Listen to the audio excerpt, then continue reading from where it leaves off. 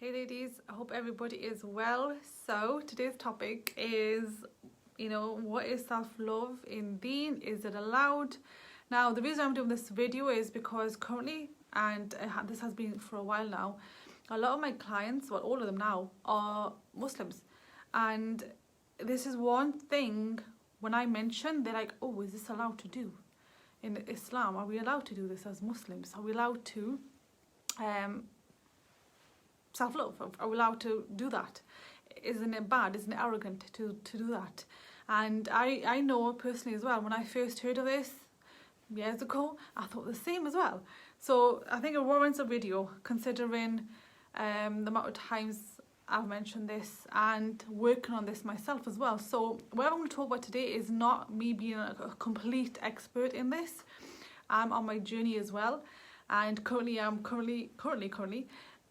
in my journey of eating a lot healthier, okay? And that is also part of self-love, right? So how do we demonstrate or do self-love, right? Now, self-love comes into hukuk al-nafs, right? The rights of your body.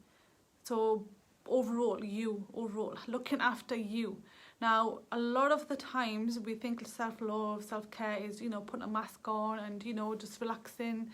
That could be part of it. That comes into your, part of it, very small part of it though, but there's a huge amount to it. Hukuk al-nafs, self-love as well, is looking after your body, right? Eating the right foods. Now, I'm going to say really basic stuff here, but then we're linking it to Allah again, to God again. I'm making it so like if people that are not from the same religion can also connect with this or whatever they want to take from this as well. So, connecting, buying organics. Like, these are things I've just started to do, by the way. So I'm sharing what I've started to do, like buying organics. It's a very, very recent thing I've started to do. Before that, but I will share what I've been doing since a few years now, being a coach myself. This is what I started to think as self-love as, is healing my emotions, right? Cleaning my intentions. If I've got resentment around people, if I'm holding negative emotions from the past, that is not self-love. I am not giving my body self-love there. What I'm doing there is, if I'm leaving it be, especially when I know it's not right, I am triggering my body every time somebody talks about that event or that person might come into my awareness.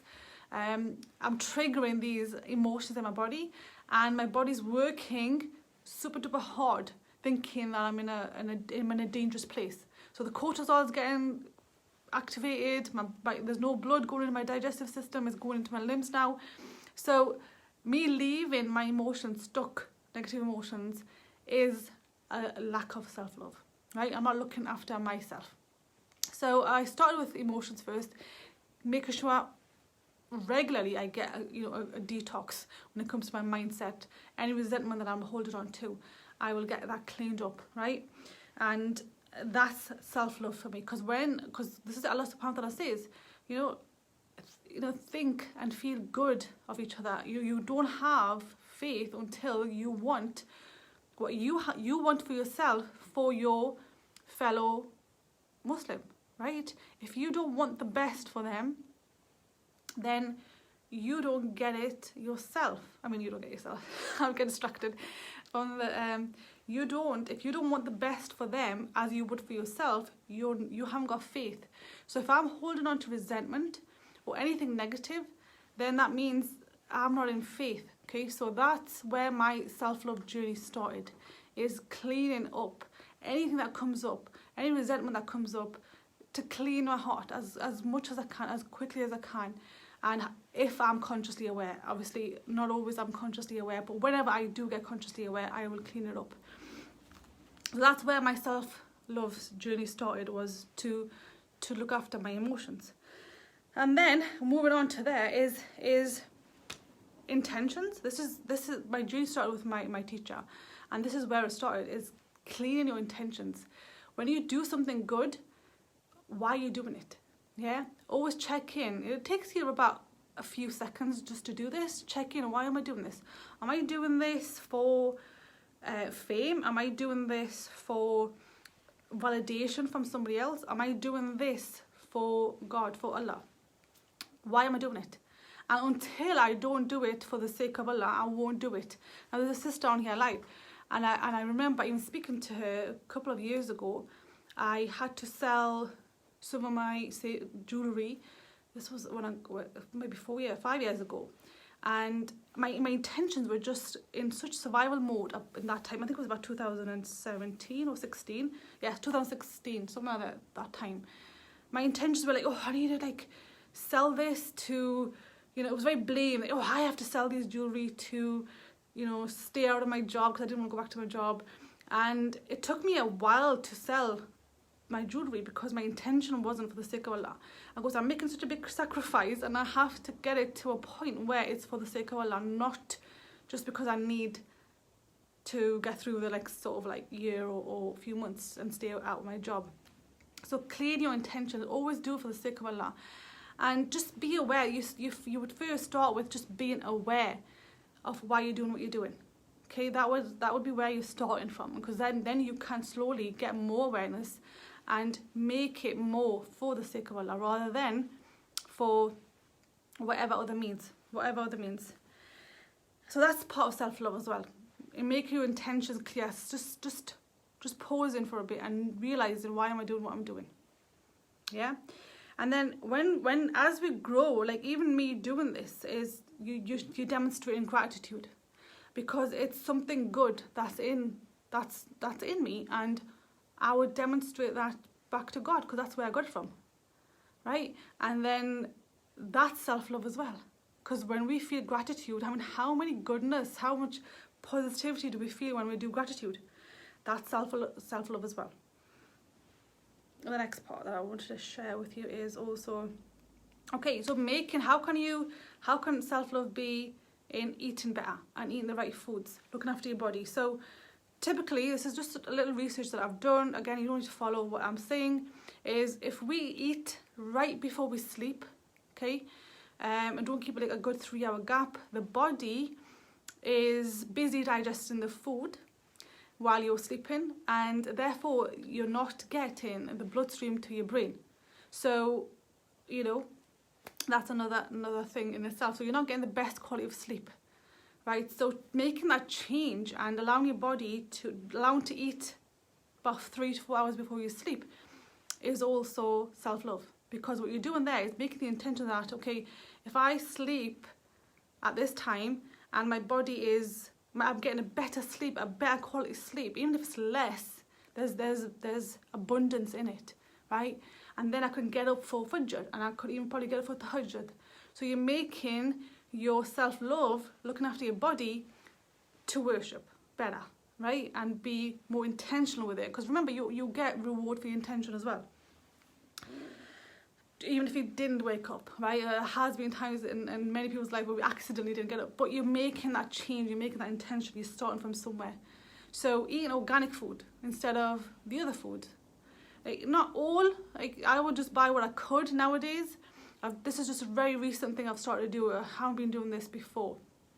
Why eat organic and why choose to eat organic and not the other foods? Because there's pesticides in there. There's growth hormones injected in chickens, for example. Why do I choose to not go there? Why pay more, double or triple price more, and get, spend that much on yourself? Well, this is where you would take your intentions back to God again. If you eat organic or cleaner foods, or clean, even if you buy the other stuff, if you just clean like the fruits, etc., pesticides, if you just clean them off, your body is having to work less to get rid of the toxins that come with pesticides and all that other stuff, right? Obviously with chickens that have been given growth hormones, you can't really do anything about that. I would probably eat very, very less of them, or go and get organic chicken if you can, or choose lamb instead, something like that. So my body's going to work less to digest this food and the toxins that come with it. I can definitely lessen the toxins. It's very hard to completely eliminate, okay?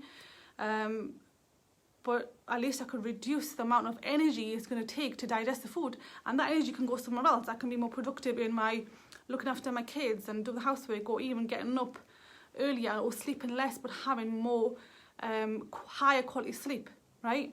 That's where your self-love would go in. Consideration of eating better, intentional to perform better as a wife, as a person, as a human, because then you're doing your hukuk al-ibad.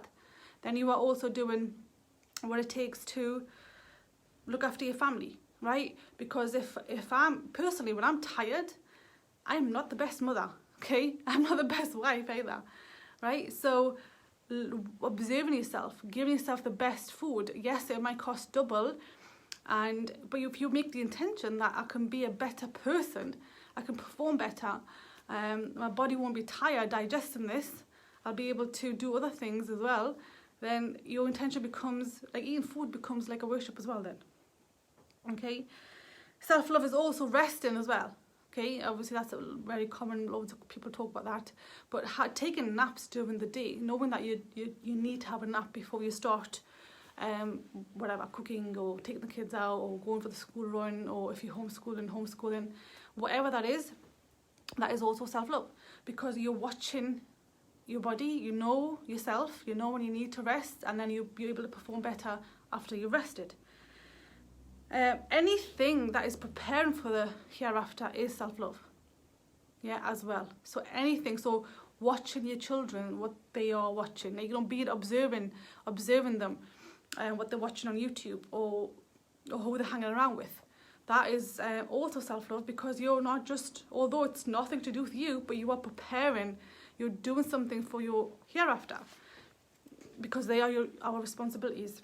Which is, you would never think that's self-love, right? But anything we do for our hereafter is self-love as well. So self-love is huge in our religion. It's huge. We don't think of it as it is, but it totally is.